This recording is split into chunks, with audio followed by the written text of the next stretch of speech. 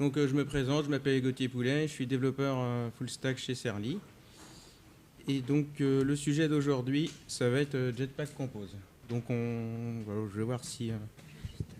Ouais, on entend mieux. Je sais pas si je vais avoir 30 minutes ou un petit peu moins, mais... Tu peux prendre 30 minutes. Je peux prendre 30 minutes. Allez. Tac. Ok. Donc on va voir pourquoi Jetpack Compose, on va voir ce que c'est, on va voir comment migrer son application, en tout cas commencer à le faire, et puis on va voir ensuite, on va conclure. Donc pourquoi Jetpack Compose? Alors vous le voyez là, c'est les premiers smartphones Android, donc l'HTC Dream et l'HTC Magic. Ces téléphones n'avaient pas beaucoup de mémoire, donc à cette époque-là, le système du UI qui a été conçu a été assez rudimentaire. C'est pas compliqué, on a un fichier XML dans lequel on va décrire un arbre, un peu comme on peut faire en HTML, sauf que c'est pas du HTML. Par exemple un bouton avec un ID. Et pour accompagner ça, on fait une activity qui a un cycle de vie sur lequel, par exemple, on surcharge onCreate. Et dessus, on va appeler une méthode qui s'appelle setContentView, à laquelle on va passer la référence de notre layout. Et alors ensuite, donc, ça va afficher le contenu de notre écran.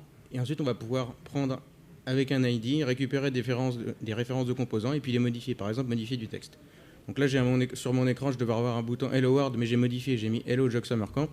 Et on devra avoir quelque chose comme ça qui va apparaître sur le téléphone quand on va exécuter l'activity. Alors c'est assez rudimentaire, mais au final, c'est exactement comme ça que fonctionne l'UI sur Android, et ça n'a pas bougé vraiment. En tout cas, pas beaucoup.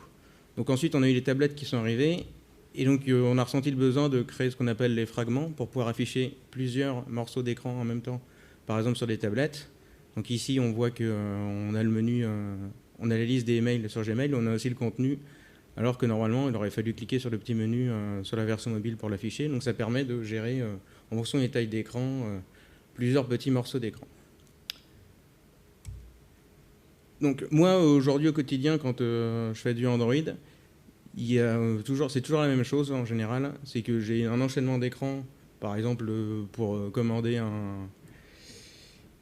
ici un constat, je vais avoir plusieurs écrans et plusieurs cas possibles en fonction du profil de mes users. Et donc je vais avoir besoin d'afficher une icône, d'afficher un texte, c'est pas forcément le même, d'afficher des petits combo box, l'adresse par exemple de la personne. Et quand on clique sur le bouton, ça va appeler un web service et commander en gros le document qu'on a demandé.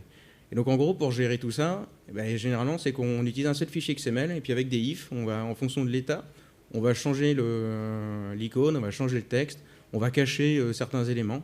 Et donc ça permet de ne pas avoir des parties de notre code qui est dupliqué.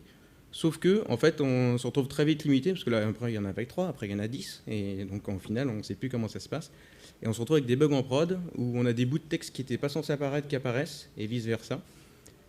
Et donc, c'est très compliqué. En plus, en fonction de ce que des données de l'utilisateur, de ce qui va rentrer, on peut avoir du texte qui dépasse sur l'écran. C'est vraiment, vraiment pas pratique. Et pour tester, généralement, on a un écran, par exemple, celui qui est à gauche, et donc ceux-là, on les a pas vraiment, on a juste le code qui va les modifier, mais on ne voit pas le rendu que ça. Donc on se retrouve à essayer de modifier à la main, mais de jamais commiter parce qu'on veut voir le résultat. Des fois on commit, donc c'est la cata. Et donc l'alternative, c'est de dupliquer les écrans, mais encore une fois, ça veut dire que derrière, il faut les maintenir. Si on change 5 écrans et on en oublie 2, c'est la catastrophe. Et donc d'un côté, on va avoir les fragments, les activities qui vont vraiment avoir un écran complet avec plein de fonctionnalités. Et puis on va avoir des petits composants, des boutons, mais on ne pourra jamais les styler comme on veut si le material design d'Android est complètement buggé.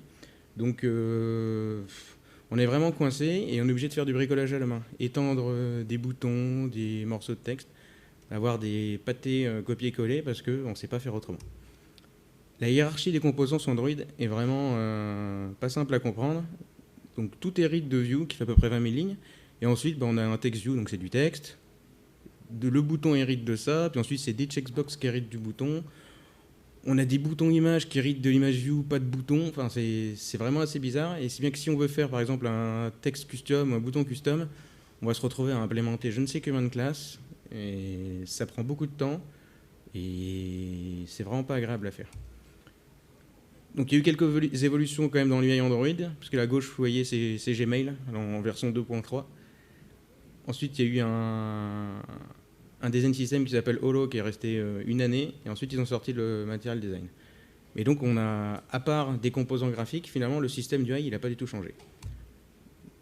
Ça c'était jusqu'à l'année dernière, où justement a été annoncé en 2019 Jetpack Compose.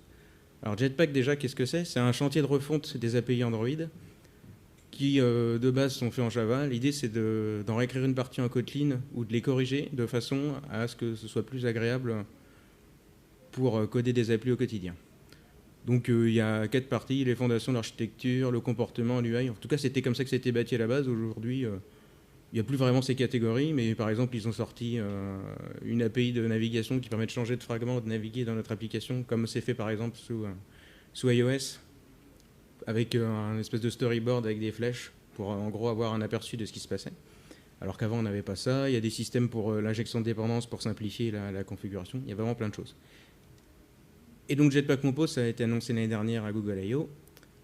L'idée c'est de faire des composants qui vont s'emboîter les uns dans les autres, de pouvoir faire de la composition plutôt que des objets qui héritent les uns des autres. Donc ce qu'on va faire, c'est plutôt que créer des objets et puis ensuite faire des setters, les modifier, on va emboîter des fonctions les unes dans les autres, un peu comme ce que vous faites habituellement en React pour ceux qui font du front. Sauf que là, on va être typé et puis on va avoir tout un tas d'outils qu'on n'a pas forcément en React. Donc aujourd'hui, on a un système d'héritage un peu complexe dans le UI actuel avec le XML. Mais avec Jetpack Compose, on n'a plus d'héritage, c'est que des composants les uns dans les autres. Donc je vais avoir, dans mon appli, je vais avoir une top bar, je vais avoir une application, je vais avoir un petit bouton par exemple en bas. Et à l'intérieur de cela, je vais mettre un scroller, une liste, un item, plein de choses. Donc le Jetpack Compose, c'est à la fois là, une techno et en même temps, c'est aussi des outils.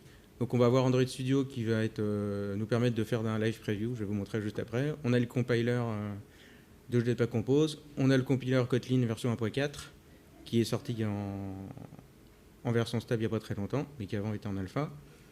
On va avoir une partie pour les composants graphiques Material Design, on va avoir une partie pour les layouts, une partie pour les inputs, puis une partie pour le management de nos composants.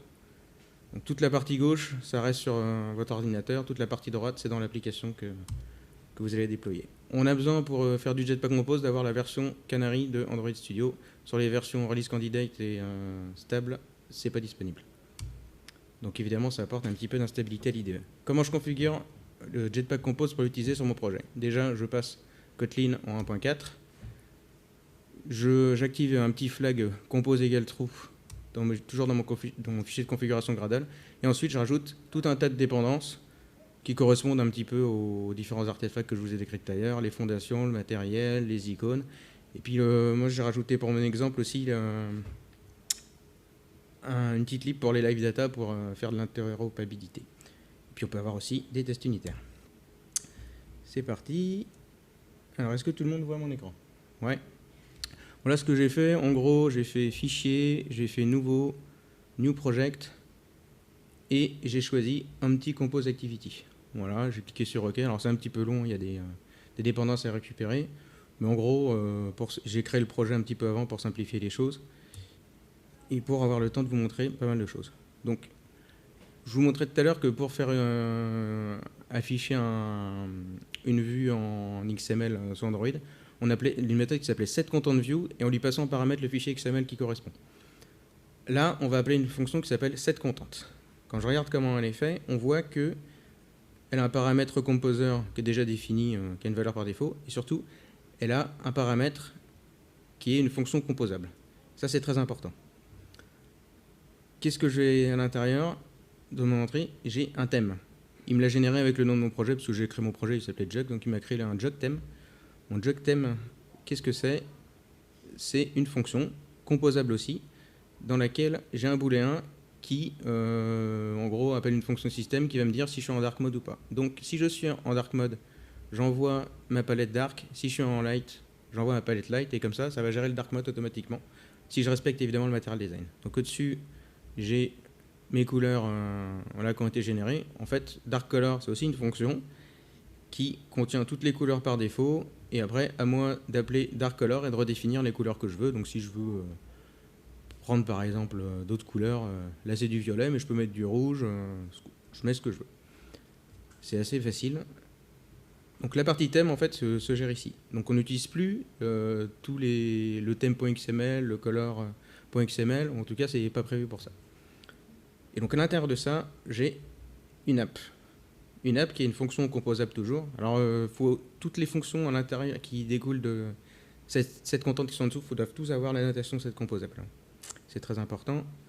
Donc là ce que je fais, c'est que dans ma fonction app, je récupère une ressource, donc ça me permet d'aller récupérer dans le fichier qui est déjà utilisé par le système actuel XML, donc certaines strings. Donc je récupère un fichier, dans le fichier ma string, et derrière je vais faire une colonne. Alors une colonne, du coup c'est comme l'équivalent du linear layout, mais en orientation verticale. J'affiche un premier item, c'est du texte, et donc moi je l'ai mis Android là, ok. Et ensuite, j'ai mis un bouton qui a une fonction de clic qui fait rien. Et à l'intérieur de ce bouton, j'ai mis du texte. J'ai pas de paramètre texte.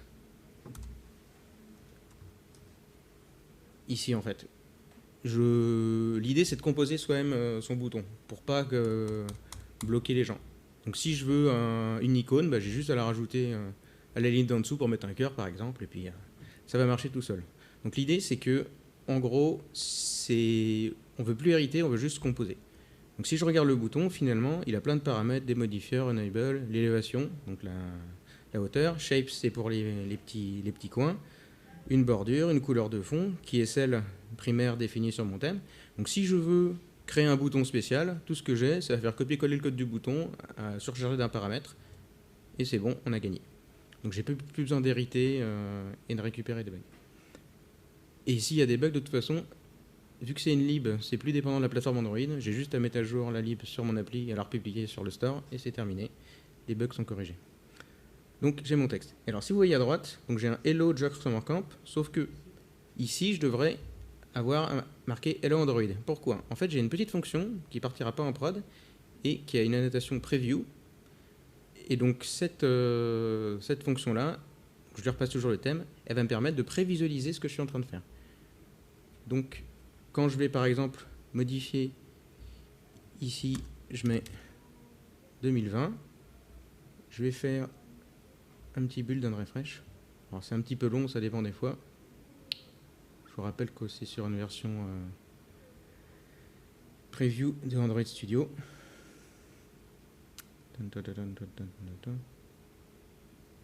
Allez.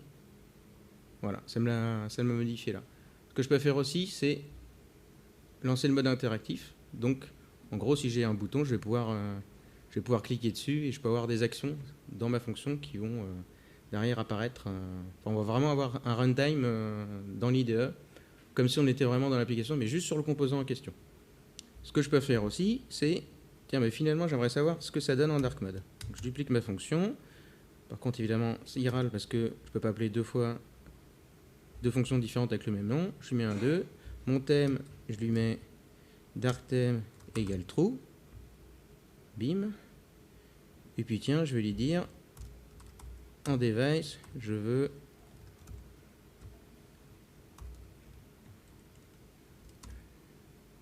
évidemment tu râles.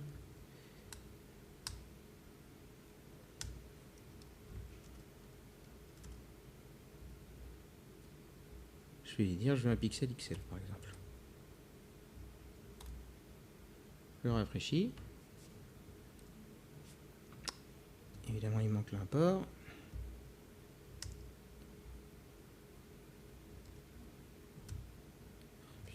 Ça bug un petit peu.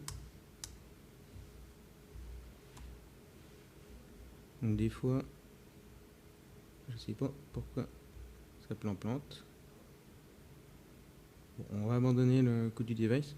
En gros, ça va pas forcément mettre la même définition, donc ça va être un peu plus large. Donc ça permet, si vous voulez tester sur tablette, sur un device plus grand, plus petit, les comportements que vous allez avoir, vous allez pouvoir avoir tous les rendus possibles. Et donc, dès que vous modifiez votre composant et que vous faites refresh, vous allez pouvoir derrière avoir toutes les apparences. Vous pouvez mettre aussi ce que ça va donner sur Android Auto, sur n'importe quoi. Alors là, je vois que mon bouton a changé de couleur, parce que normalement, en dark mode, les boutons sont plus clairs. Par contre, le fond n'est pas de ma couleur de background matériel, donc c'est pour ça que ça n'a pas changé de couleur. C'est pas très grave, c'était juste pour vous montrer. Alors, donc, ouais, bref, du temps. Alors, si je regarde ce qui m'a été généré quand j'ai créé mon projet en Compose, il m'a ramené des couleurs. Donc celles-là, c'est celles qui sont utilisées dans mon thème. Il m'a ramené des shapes. Les shapes, ça permet de couper certains angles.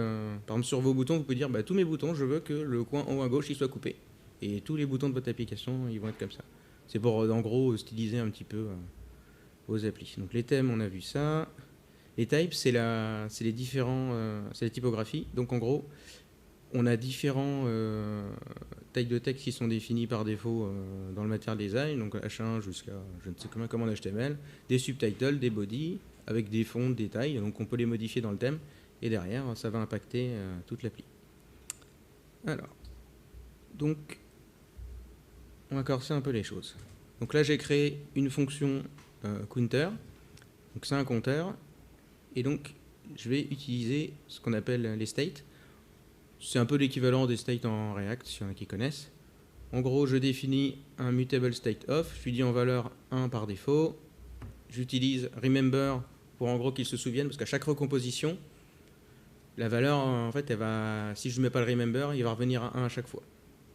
Donc, ça c'est de la décomposition. Je récupère count et setCount, je les appelle comme je veux, hein, mais en gros, on a la valeur et puis le setter. Et donc, j'ai créé un bouton. Sur le bouton, j'ai dit que quand on clique sur un clic, on augmente de 1 la valeur. Et puis le bouton, lui, il va nous afficher le nombre de fois qu'on va cliquer. Je lance la version interactive, puis on voit que ça marche. Je n'ai même pas besoin de lancer l'émulateur, ça marche tout seul. Donc ça, c'est pas mal. Un autre exemple. Là, ce que j'ai fait, c'est que j'ai pris une image du Jog Summer Camp et j'ai utilisé ce qu'on appelle les modifiers. Donc j'ai pris une image, je lui ai dit, je l'ai récupérée, donc elle est dans le mode de site image habituel d'Android. Et en gros, comme dans ma preview, je lui ai dit de passer l'image du jug, il m'affiche celle-là, mais en fait, mon composant, lui, il n'a pas d'image prédéfinie, il n'a pas de valeur par défaut. Ici, je lui dis, la taille, c'est 40 dp, et clip, ça veut dire, en gros, tu vas couper, et je lui ai dit de prendre une shape, corner shape, en gros, on coupe les coins, mais je peux couper directement droit, et je peux définir la taille. Si je mets trop, ça va faire un rond, si je mets moins, ça va juste faire un carré un petit peu arrondi. L'intérêt de ça, c'est que derrière ce composant, je vais pouvoir le réutiliser. Plutôt que copier-coller l'image et puis derrière tout c'était à la main, j'aurai juste à passer l'ID de mon image, à rendre l'image et je pourrais le réutiliser. Donc, ici, là, j'ai créé une fonction item, toujours composable. À l'intérieur, j'y mets un string, un string title, un string subtitle et donc une image. La notation, c'est juste pour se repérer, mais en fait, elle est optionnelle. Et donc, je crée une surface. La surface, c'est une carte, en gros. Donc, blanche. Donc, elle, quand je vais mettre en dark mode, elle va devenir noire, le texte en blanc. Donc, c'est fait pour. Je lui donne un modifier. Je lui dis de padding de 2. En gros, on va faire un petit tour autour, parce que quand je remets les unes sur les autres, je veux pas qu'elles soient collées. Je lui mets un clip pour mettre les arrondis. Et je lui ai mis une fonction clickable. Ma fonction clickable, elle va prendre un paramètre onClick et à l'intérieur, je vais pouvoir créer une action. Par exemple, si je veux cliquer et changer de page, c'est ici que je dis, j'appelle mon routeur, je lui dis change de page et je prends en paramètre l'ID de mon item. J'ai mis le clickable ici, mais en fait, j'aurais pu le mettre avant. Sauf que l'ordre, en fait, il peut être important. Donc c'est comme plein de fonctions de patterns fluentes. Sauf que le clickable, il est important parce que ici, on rajoute du padding, on coupe les angles, et on le rend clickable. Ça veut dire quoi? Ça veut dire que quand je vais cliquer sur ma tuile, ici, il y a un effet ripple. Je ne sais pas si ça parle à certains. Vous voyez? Ça va être que sur le blanc. Alors que si je remonte ma fonction clickable là, il y aura aussi les coins qui vont s'allumer. Donc il faut faire attention à ce qu'on fait parce qu'on peut très vite se retrouver avec des trucs bizarres. Donc à l'intérieur de ma surface, du coup, alors pourquoi est-ce que je passe certains paramètres ici et là je le passe avec des accolades? C'est Kotlin, j'ai ma fonction surface, et à l'intérieur, dans le dernier paramètre, j'ai un content toujours composable, et donc ça permet de le passer en paramètre ici. Je pourrais très bien mettre content égal et mettre tout ce pâté à l'intérieur, c'est juste que c'est plus visible. Donc là j'ai un row, c'est une ligne, j'ai ma round d'image que j'ai récupérée, donc si je modifie ma round d'image, je l'arrondis un peu plus, ça va impacter ce composant. Et derrière, je définis mon titre, je lui ai dit que c'était body 1, body 2. Donc si je changeais les couleurs dans mon thème, ça va impacter mon composant. Donc j'ai un item, mais c'est bien, mais maintenant je voudrais une liste. Et bien ça tombe bien, parce que j'ai créé justement une liste. Bon, j'ai collé ça en haut, mais c'est pas très propre. En gros, c'est un data class. C'est un objet en une ligne, et donc une classe en une ligne, où j'ai un nom, un endroit, et puis une image. Donc j'ai créé donc JogSummerCamp Devox ResCamp. Et donc j'ai un objet list item, et à l'intérieur je lui ai passé donc ma liste. Et donc à droite, je vois que ça prévisualise, et donc derrière je peux même interagir si je veux. Donc là on voit que j'ai fait une liste en... Voilà, je pourrais même faire ça en 2 lignes. Si je voulais faire ça aujourd'hui en Android, j'en aurais pour une demi-heure, et ça me ferait au moins 3 fichiers de 30 lignes chacun. Donc il y a 2 choses qui sont bien. Le premier, c'est le gain de temps. Le deuxième, c'est que là j'ai un exemple, je vois vraiment ce qui se passe. J'ai pas essayé de bidouiller mon DOM pour savoir si ça va bien se passer ou pas. Donc pour tout à l'heure où je vous montrais mes écrans avec les différentes icônes, je pourrais très bien avoir plusieurs prévisualisations avec sur tablette, sur mobile, en fonction des différents cas que je passe à mon composant, comment il va s'afficher. Donc je pourrais limite me passer test unitaire parce que je vois le résultat, donc je peux pas me tromper. Et donc ça, c'est quand même assez puissant. Le nombre de previews que vous pouvez faire, il n'est pas limité, c'est juste votre machine en fait, et puis votre l'IDE, la consommation de mémoire de votre IDE qui va vous bloquer. Alors je vais aller encore plus loin, parce que là je vous ai fait une liste, mais une liste c'est bien, mais c'est pas une appli complète. Il y a un composant qui s'appelle Scaffold, qui est super bien nommé, et en gros ce composant, il prend plein de paramètres si on veut, tous optionnels, comme d'habitude un modifier. Un bon pattern, quand on fait des composants qui va être utilisable, c'est de passer le modifier aux enfants de façon à pouvoir impacter le design de tous nos composants si on veut modifier le padding ou quelque chose comme ça. Ça peut être pratique. Donc je vois qu'il y a un scaffold state, donc qui va correspondre à un état. J'ai une top bar, j'ai une bottom bar, j'ai un floating action button, enfin j'ai plein de choses. J'ai un background color, ce que je veux, et donc je peux les surcharger ou les laisser comme ça. Là j'ai créé un remember scaffold state. Bon, en gros ça fait un remember à l'intérieur un scaffold state, comme tout à l'heure, c'est juste qu'il y a une fonction raccourcie qui permet de le faire plus facilement. Et donc je lui ai passé mon scaffold state, et j'ai créé un composant. Donc dans top bar, j'ai un app bar, c'est un composant que j'avais créé à l'avance. Dans ma top bar, je pourrais passer du texte là-dedans, j'ai juste passé une top bar, donc c'est pour ça que ça m'affiche une top bar en violet. Si je mets que du texte, ça va m'afficher que du texte. Finalement, ce composant scaffold, il fait que afficher en haut un truc, afficher le contenu au milieu, afficher ma bottom bar en bas, afficher un floating action button en bas à droite. Il fait rien de plus que ça. Donc à l'intérieur, j'ai mis que je voulais un icône. Cette icône, c'est le menu. Je veux qu'il y ait du padding. Je veux qu'il soit clickable. Et quand je suis clickable, je récupère la référence de mon scaffold state que j'ai passé en paramètre. Je récupère l'état du drawer et je lui dis de s'ouvrir. Qu'est-ce que ça va faire? Je lance le mode interactif, je clique et j'ai mon drawer qui s'ouvre. Ça en Android, pour le faire, il y en a pour une heure.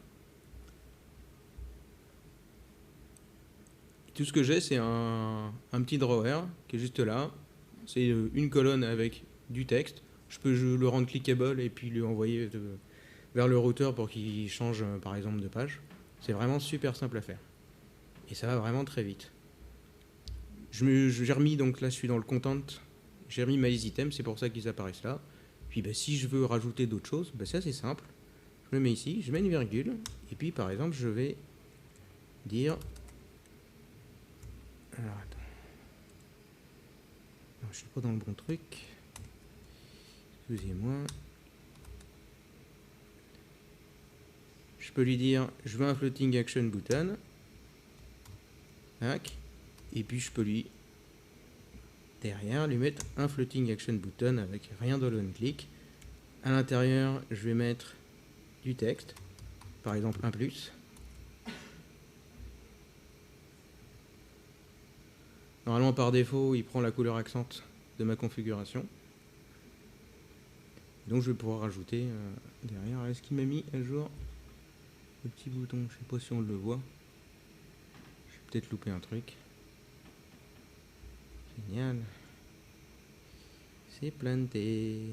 Qu'est-ce que j'ai fait? Bon. Eh bien, écoutez, c'est pas grave. Bon, l'idée, c'est que vous pouvez facilement surcharger des éléments et puis ça va bien se passer.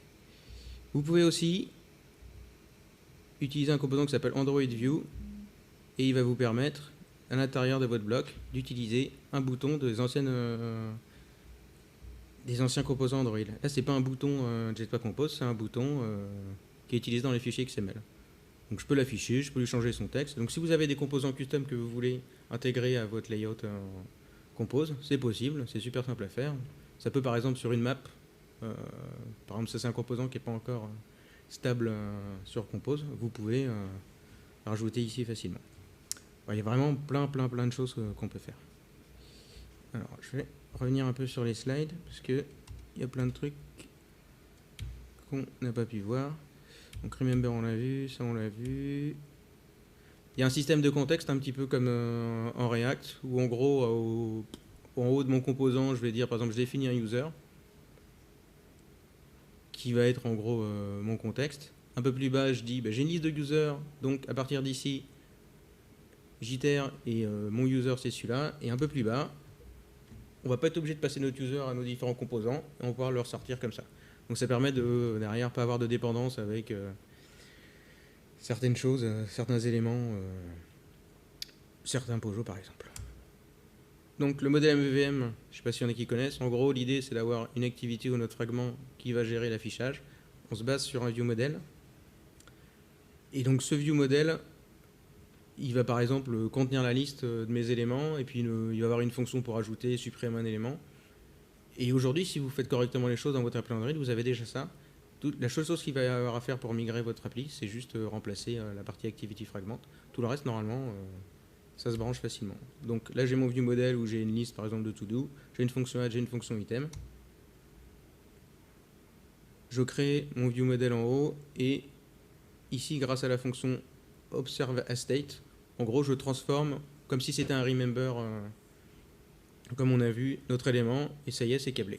Je peux appeler ma fonction add remove, et derrière, on va avoir l'UI qui va se mettre à jour toute seule. Donc, finalement, mes composants, ils ont très peu d'intelligence, et ils sont réutilisables. Donc les layouts, on a vu, les modifiers, on a vu, les shapes, on a vu, scaffold, on a vu, les construct layouts. On peut choisir de poser les éléments les uns par rapport aux autres, dire toi, tu es en dessous, ce bouton, il est en dessous, ce texte, il est là. Et ça existait avant. Le truc, c'est que sous Compose, on n'a pas encore de drag and drop. Donc ça, c'était assez pratique sous Android Studio quand on faisait du XML. Mais là, aujourd'hui, il n'y a pas de drag and drop. Donc, à mon avis, ce ne sera pas forcément utilisé tout de suite. Les thèmes, on a vu.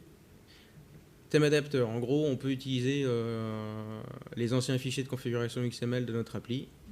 Il y a un Compose thème adapteur qui existe. Mais il est buggé, donc pour l'instant, moi, je vous conseille de ne pas l'utiliser.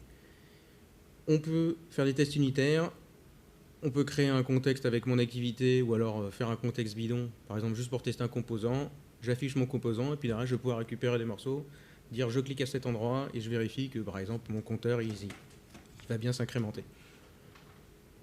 Ça peut être utile. Après, il y a une partie des cas à mon avis grâce aux previews qui seront plus forcément utiles de tester par rapport à ce qu'on faisait avant. Il y a encore plein d'autres choses, surtout la partie animation, mais il n'y a absolument aucune documentation. Donc, il faut vraiment faire du contrôle espace pour essayer de voir comment ça marche et pas deviner. Donc, pour migrer votre application, il y a le choix. Donc, soit vous n'utilisez pas Jetpack Compose, vous ne migrez pas. Soit vous migrez vos activities et vos fragments au fur et à mesure.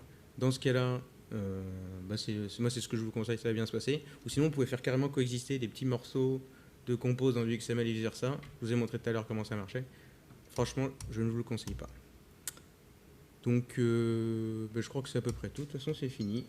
Donc, on va aller sur les questions, si vous avez des questions.